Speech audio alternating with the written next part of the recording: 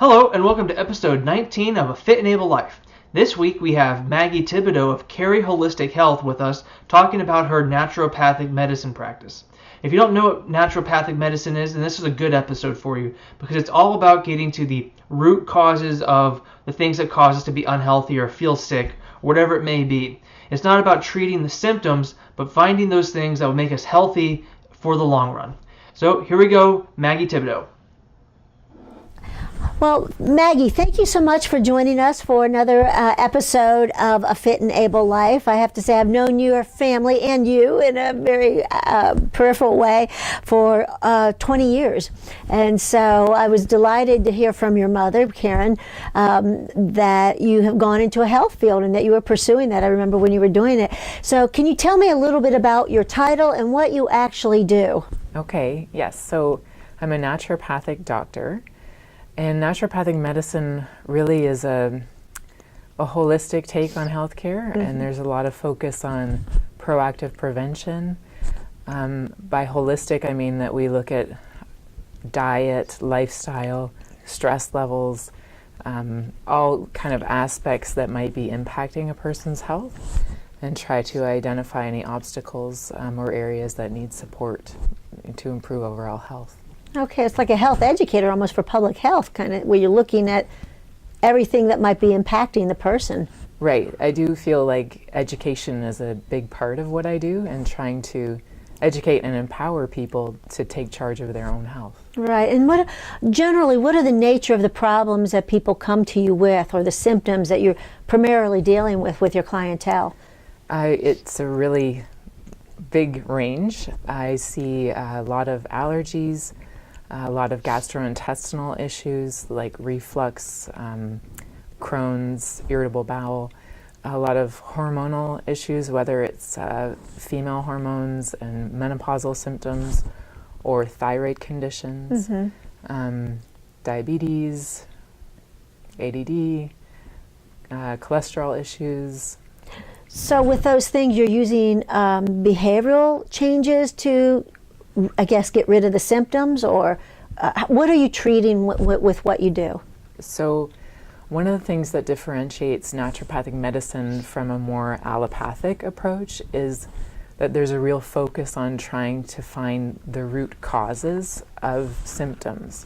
So rather than solely giving things to suppress symptoms, we do a lot of talking and try to figure out where the symptoms are coming from. So there is a lot of talk about good diet, and there isn't really one plan that fits everybody, so trying to figure out for the individual what really works best for them. Lifestyle suggestions, whether stress management is a big part, exercising. So it really depends on what the symptoms are, where we would really focus. But usually there's sort of bringing balance to all those areas to improve health. Do you find that do you call them clients or patients? Are they your patients? I kind of flip back and forth between those terms. Yeah. That's sort of like A, B, C, or D, and it's like, yes. Right. All the above. All of the above.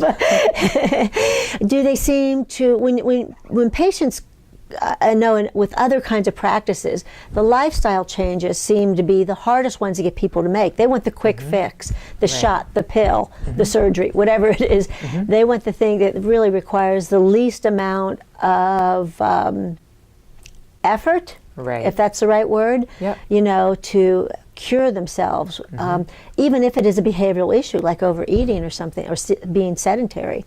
Do you find that people, when they come to you, that they're more open for behavioral changes than, say, if they were going to an MD, a general practitioner? I think that's generally true. I think when people come to see me, they kind of know what they're getting into. But I also do a lot of talking about, well, you can take this whole long list of supplements and possibly medications, or you can make these changes and see how it impacts how you're feeling, and you might not have to take all these things. Right. You know? So you have repeat visits with these folks to see how their suggestions are doing, And do you learn? Do you ever have any patients that have innovations in their? Oh, well, hey Maggie, this worked, and then I did this, and so your knowledge base grows through your patients. Yeah, for sure. Yeah, I learn a lot from patients. Yeah, that's very cool. Yeah. Do you give them credit when you publish, though? Yes, always. Well, that's good. That's good. Well, one of the things that I really liked about it was that when I was reading about your practice is that you didn't just try to get rid of the symptoms. I like the idea that you were going at the root cause of that. That seems like it requires a little bit of psychology to dig for that and try to get that information out, because that's really self-reporting, which, as you know, is not highly accurate. Right. Yes. So what kind of tools do you use to get people to open up with you in the process? Well, my initial visit is typically 90 minutes long, so we spend a lot of time together initially, and we might start out with some superficial dialogue, and then as people feel more comfortable, it usually isn't that hard to get them to open up about things. Right. Yeah, I don't know if that answered the Well, no, that did. I mean, once you get past what's your sign and what's your favorite color, it's like, why are you here? Right. So, yeah. Well, no, that makes sense. So, well, I like that, because a lot of times with more other practices, people actually cover up their symptoms. They hide their symptoms, and they hide maybe how they already know they're contributing to it. Right. I mean, if people are eating poorly, people know when they're putting something in their mouth that shouldn't be there. People know that they're not exercising. So those are really psychological barriers to get beyond. Right. And now you have a very calm demeanor about you, so it's probably pretty easy for you to break down those walls. Do you have any differences between genders? That males are harder to get to come forward with their issues, or females, or is it pretty much the same across the board? Males might be a little bit harder, but I think when people decide they are going to come to see me, it involves filling out an 8-page intake form before you even come in the door. So I think they kind of know we're going to be doing some... Which also serves as a reading test. Right, yeah. It's a whole stamina thing. But no, I think that they kind of know before they even get here that it's going to be in-depth, and I'm going to be asking a lot of questions. Well, how would somebody know? It seems like a layperson might not know that somebody with your skills and your practice would be out there. How would somebody find you and say, okay, I want to get away from the traditional stuff, whether it's because it's not working for them, or because they don't want to be putting a lot of chemicals in their body with a 10-page list of side effects. Right. So, well, most of the clients that I work with have found me either by doing a search online, looking for a naturopathic or holistic practitioner, or asking friends and word of mouth. I get some referrals from the practice, the general practice here that I share the suite with.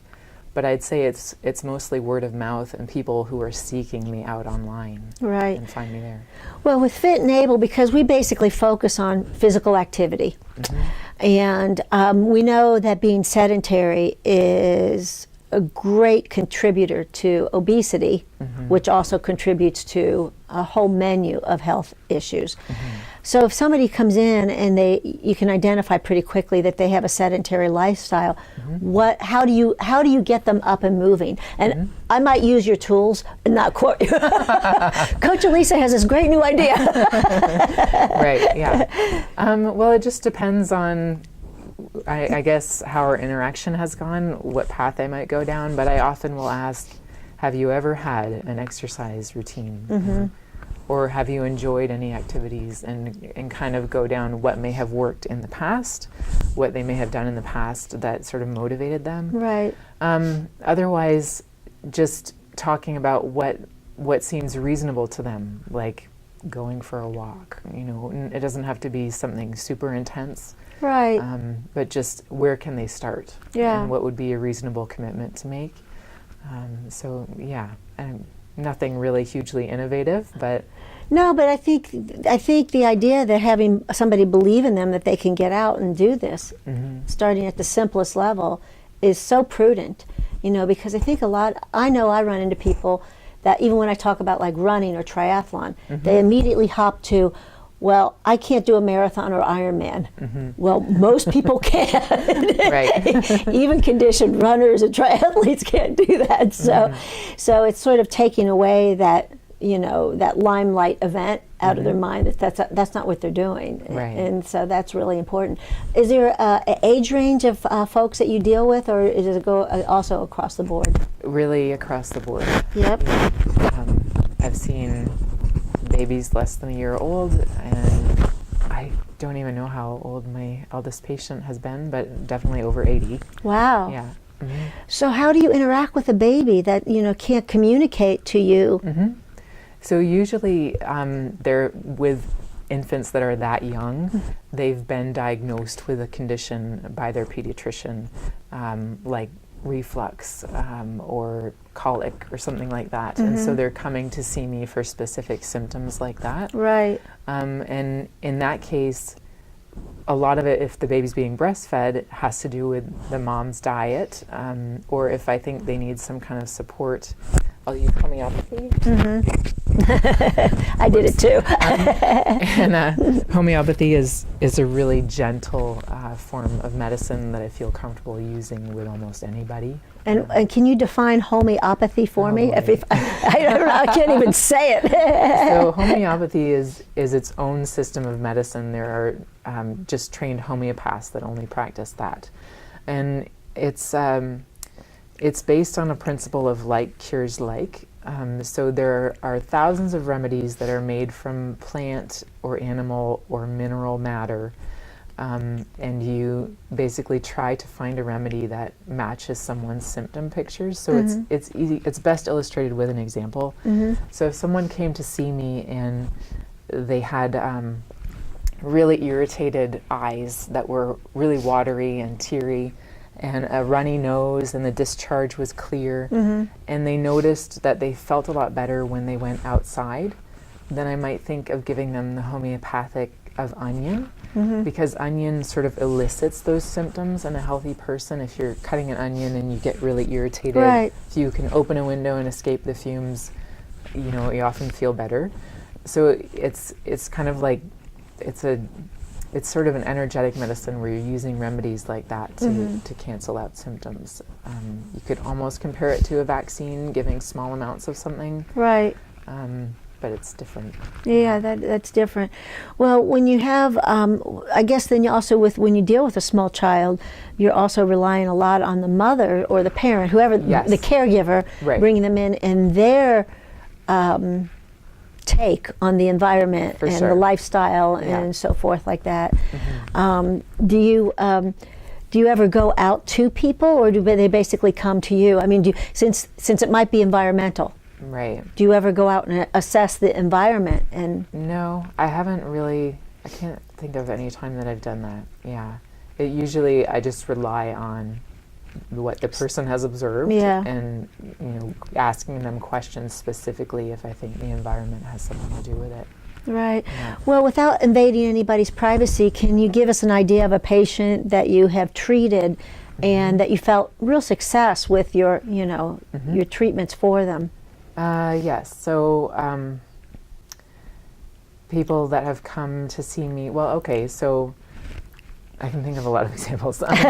One woman in particular with a thyroid condition came to see me. She had been diagnosed with a thyroid condition, but she came to see me because she had started developing hives and breaking out in hives all the time, and having all of these severe allergic reactions. And we figured out that she was sensitive to gluten.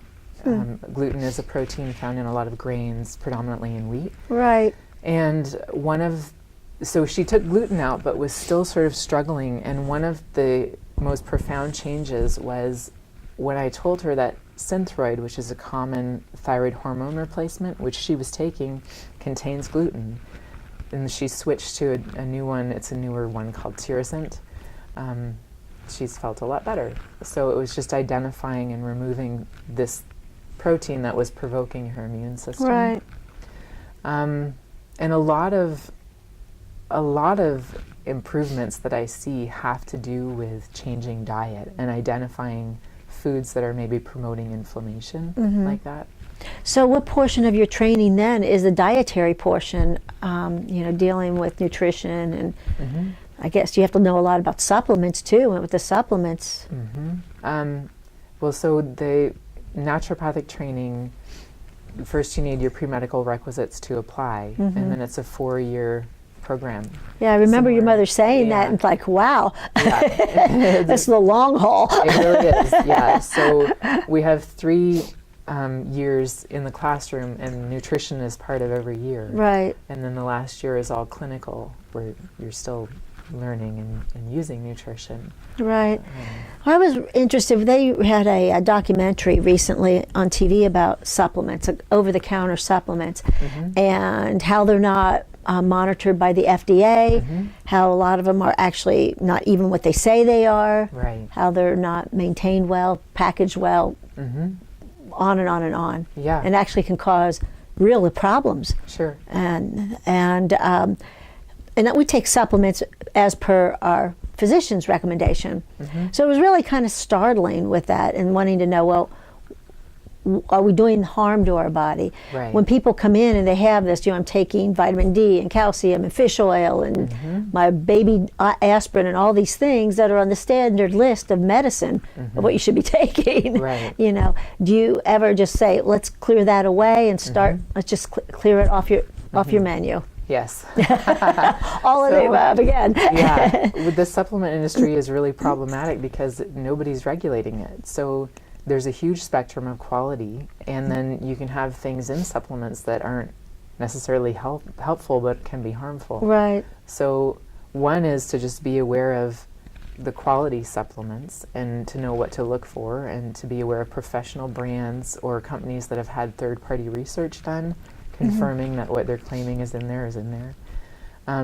But then the 2 is being aware of what things you may not need to be taking. Like a lot of people are taking vitamin D, and a lot of people need to take vitamin D, but that's a vitamin that you can actually get too much of, and it can become toxic. So being aware of what your actual level is would inform you what you need to take. Right. Well, that's good to know. What can a person look for, though, when they're out buying their supplements? First of all, should you go to a supplement store, or can you get them at the grocery store or pharmacy? And is there something on the packaging that somebody could look for that gives them some confidence in the product, since you're not looking for FDA approved? Right, yeah. So generally I would say places like Target and Walmart and CVS are not really known for good quality supplements. Right. Whereas places like, if you're buying over the counter, stores like Whole Foods or Earth Fare would tend to be a little more discerning about quality. I tend to use professional brands, so brands that really have had research done on them and have been certified by another party. Right. So those are the things that I recommend specifically. A professional brand, what does that mean? So it means that they are manufactured under specific standards, that they're usually free of colorings and common food sensitivities and artificial ingredients, and they're more pure. And where would somebody get something like that? So healthcare professionals tend to sell them, or if you know which brand you're looking for, you can often find them online. Oh, really? Yeah. So is that something that you would sell or direct people to? Both. Yeah. I tend to carry a lot of the things that I recommend for convenience, but people don't have to buy them from me. You can also, when I tell you exactly what I want you to get, you can usually find it online. Right. Well, in general, when people hear this podcast and everything in general, what would you recommend if you had any recommendation for people to live a healthy life? Aside from being fit, because that brings in the activity issue, but just a general healthy life. What are a few recommendations you'd make for somebody, you know, if they're just saying, okay, I just want to do a little better? Right, yeah. Well, so exercise and movement are key to any wellness initiative or program. But I think diet-wise, there are so many different diets and fads, and it can be confusing trying to figure out what the best one is. Right. I think generally what they all have, all the good ones have in common is everybody is going to feel better eating whole foods, things that are less processed, avoiding artificial colors, flavorings, sweeteners, and sticking to foods in their natural states. Right. Being aware of the clean 13, so the least sprayed food items as far as produce goes, and the dirty dozen, the most heavily sprayed ones. I've never heard of those. Oh, you haven't? No, I haven't. So where would we find those lists? So that list is updated every year on the Environmental Working Group website, which is ewg.org. They will have a list of the most heavily sprayed produce items for that season, things that you shouldn't really consume unless they're organic. Okay. And then the clean 13 or the clean 15 are ones that you don't need to spend extra money on because they're not really sprayed that much. Right. So conventional versions. That seems like would be very good information to have. Now, why is that not put out there in a more general way so people know? I don't know. Is that not bizarre? It seems like that would be just out there. Yeah. It's like, why are they hiding the light switch?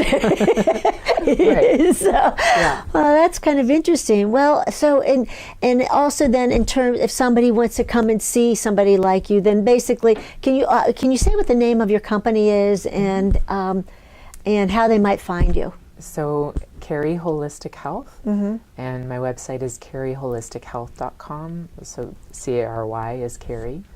That's probably the easiest way to find me. Yeah, but also if you're looking for naturopathic doctors, you can find all the naturopathic doctors in the area on the North Carolina page, which is the North Carolina Association of Naturopathic Physicians, or the American Association would have all of the licensed NDs here and wherever you are, listed on their site. Well, one of the things I like about your website too is it really has a nice description of what you do, and it breaks it down into different kind of areas. And I really like that. That was really educational for me and well done. Well, I really appreciate you joining us for this episode of A Fit and Able Life. Thank you so much. Thanks for having me. There you go. That was very interesting. I learned a lot about naturopathic medicine, and I hope you did too. And it's really nice to know that the things that will make us healthy are actually very basic principles. Finding things that will work for us with exercise. As you said, it doesn't have to be something extreme. So what are you comfortable with? When it comes to diet, you know what things are good to eat and what things are not. Stick to those things that you know are actually good for you. If you're interested in naturopathic medicine, or you think that might be a good resource for you, I have included the links in the show notes to not only Cary Holistic Health, which is Maggie's practice, but also the Environmental Working Group, the North Carolina Association of Naturopathic Physicians, and the American Naturopathic Medical Association. So you have those resources. You can find people who can help you. Again, please subscribe to us on YouTube or iTunes, and if you are looking for some nice healthy tips, we do have a link where you can get our 101 Healthy Tips ebook. So again, thank you for listening, and we will see you next week.